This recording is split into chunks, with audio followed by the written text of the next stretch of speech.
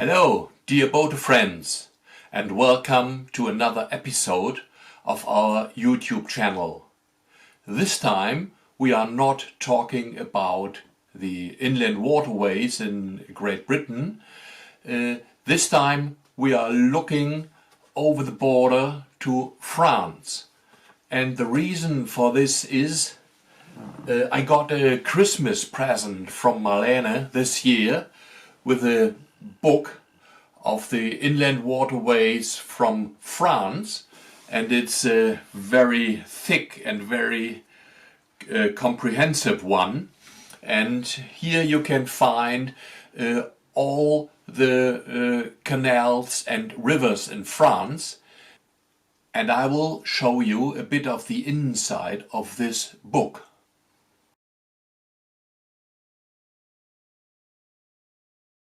Here you can see the most of the canals and rivers are in the north, and there's a backbone down to the Mediterranean Sea with the rivers Saône and Rhône. And in the south you also can see the Canal de Midi going from east to west. And here we have an example of the Canal de Briare, the first canal ever built in France, going over a summit. And a bit more detailed look to the town of Briare. The main motive of this episode is to dive a bit deeper into the building and the maintenance of the French canals and rivers, and to compare it a bit to the inland waterways from Great Britain. And first of all, when you look onto the topography of the two countries, it's obvious that Great Britain is an island and France is a big country with a central massive mountain thing in the middle. And if we look to the square measures, in France it's 644,000 square kilometers. In UK it's 243,000 square kilometers, so about 40% of France. And when we have a look to Germany, it's 358,000 square kilometers, so nearly 55% from the measures from France. And I think we have to admit that the French were the first of digging canals for commercial reasons. So nearly 120 years before the Bridgewater Canal was built in England, the Canal de Briare was built in France, opened in 1642. And it was the first canal going over a summit. And in 1681 the Canal de Midi was opened, and it has the first canal tunnel ever in the world, called Malpas Tunnel, with 161 meters.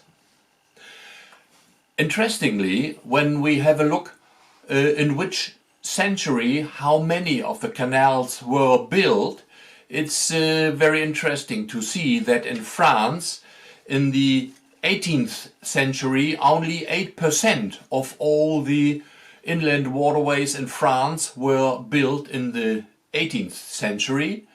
In England, it has been 41%, due to the Industrial Revolution and all the connections from Birmingham leading down to the ports from Bristol, Liverpool, London, Hull and so on. And in the 19th century in France there were built 80% of the canals, in England 59%. And in France there were another 12% built in the 20th century, while in England there were no canals built at that time because of the railways. And also interesting is to see how many kilometers of rivers we have in England and in France. Of course, in France there are more rivers navigable and longer rivers because of the topology. It's 4,700 kilometers. That means nearly 50% of all the waterways in France are rivers.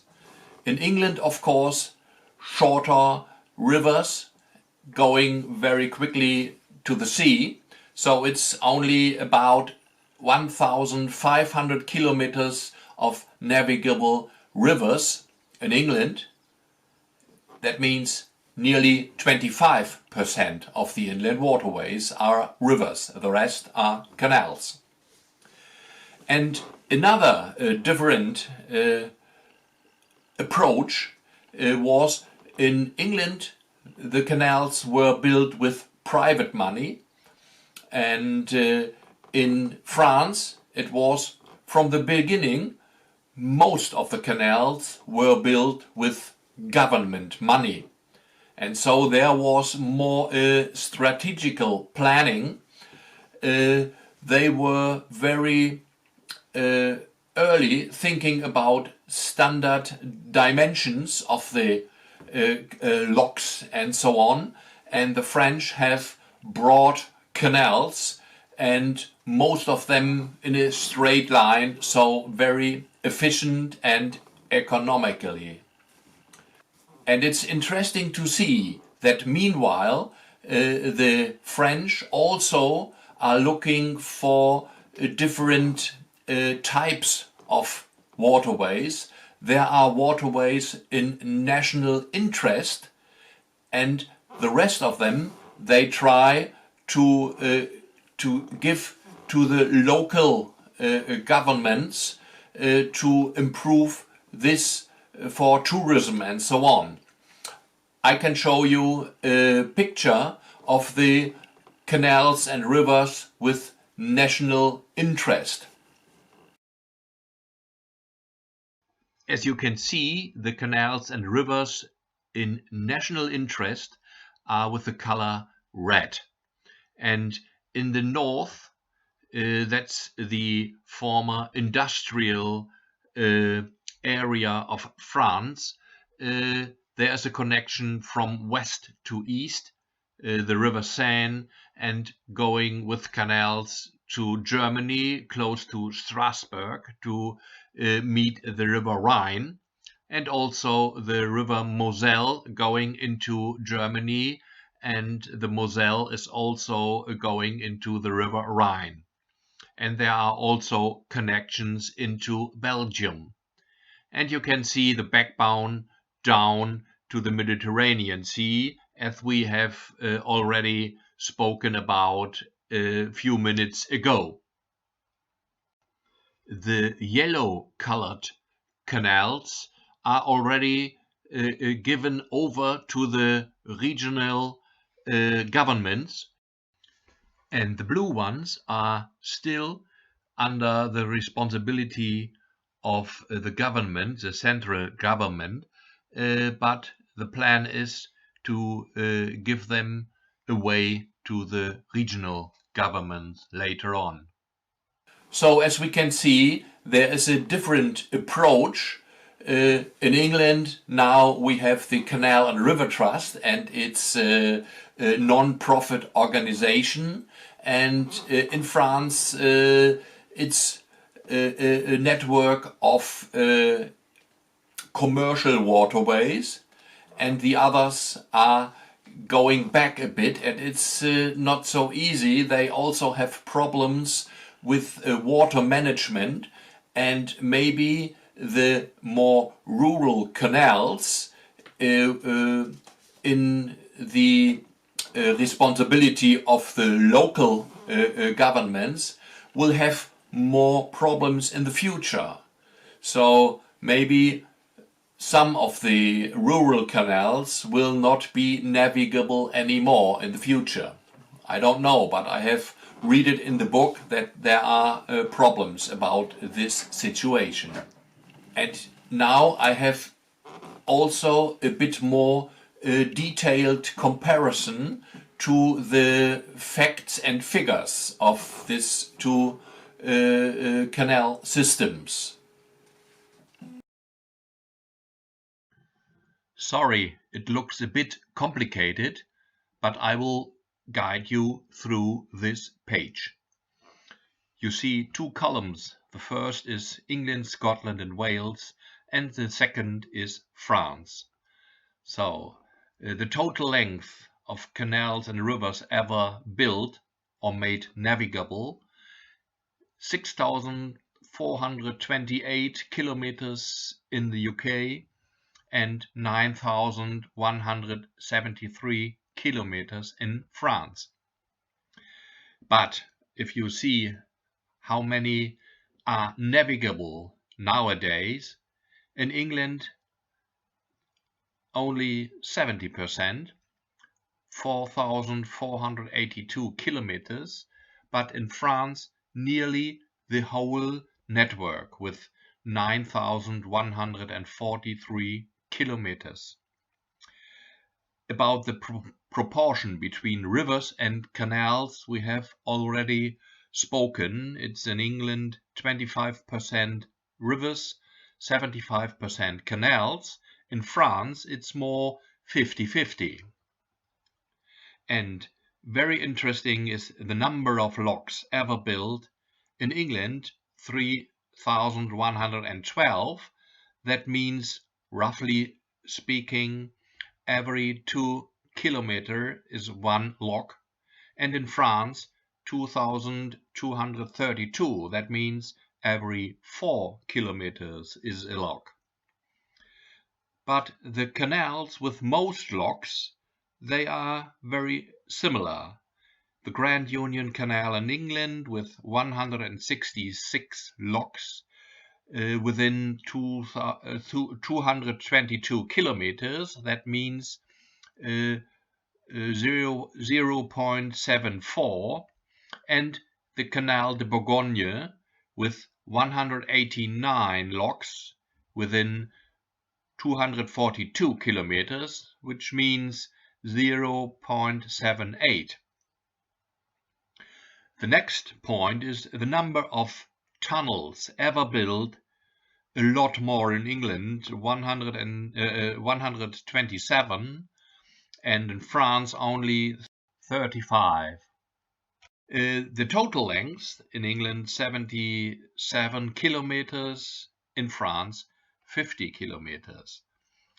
But again, if we look at the navigable tunnels, 50% in England, that means 38 kilometers, but in France 82%, that means 41 kilometers.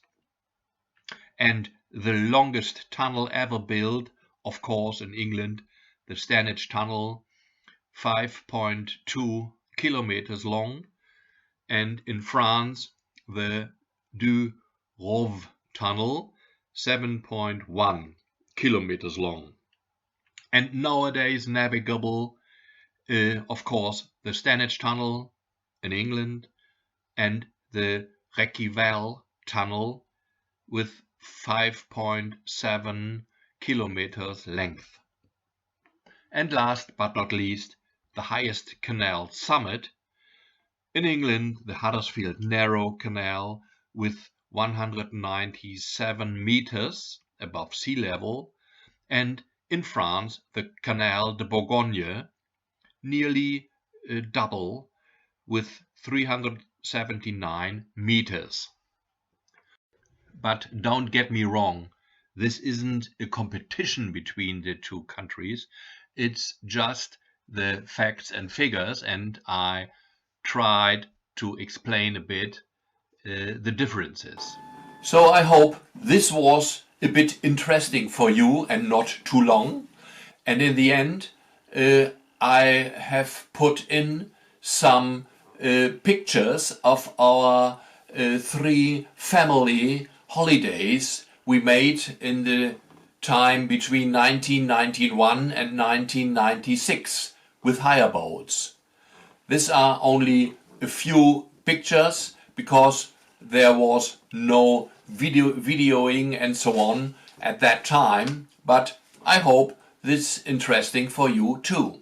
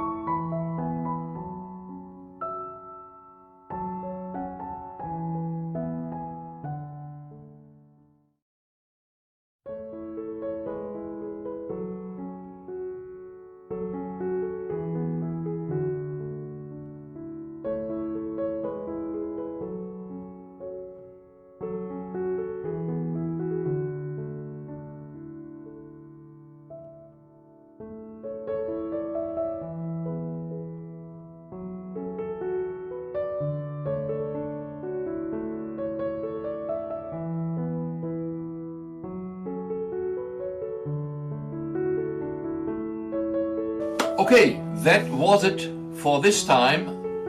We hope you enjoyed our short trip to France, and I think in the next episode we will be back in England. So, take care of yourselves. Bye for now.